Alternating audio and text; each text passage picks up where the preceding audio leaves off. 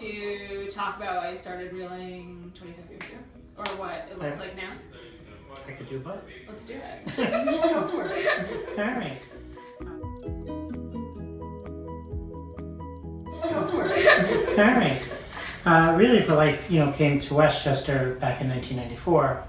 And 2 years earlier, Denise and I had lost a dear friend at 26 years old to thyroid cancer.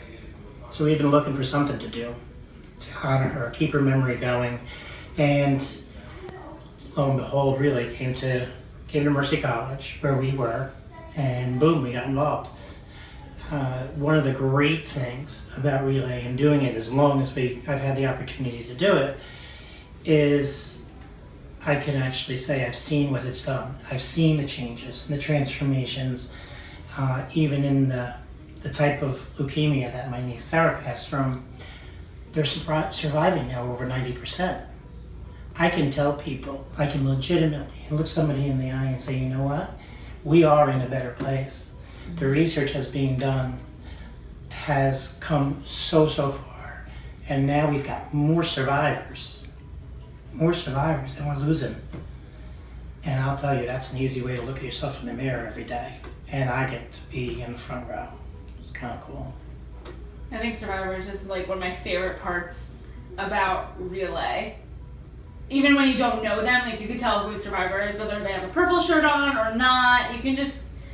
There's just something about how survivors feel and like what they radiate the day of Relay, and it makes you so excited year after year. I just love finding those survivors and seeing them, and I feel like Relay is such a long emotional day, especially once Luminaria rolls around, because we know I cry every Luminaria ceremony on stage apparently. But those survivors are such a positive force to keep relaying, even when, like, I know a lot of my stories, I don't have all my, not everyone in my life is a survivor, but that doesn't take away from everyone else's great stories, and I think that's so positive about Relay too.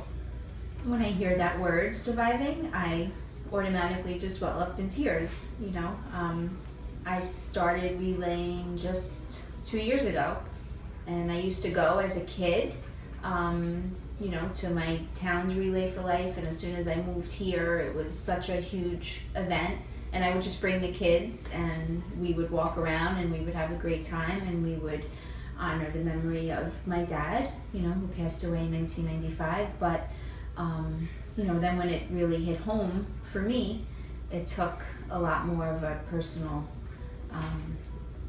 approach, and I relay because I'm a survivor and because I really have this need inside of me to just give back, because I'm just so thankful, and I want to spread the word and tell people that you can have cancer and it's awful, but you can survive it, and you'll be okay.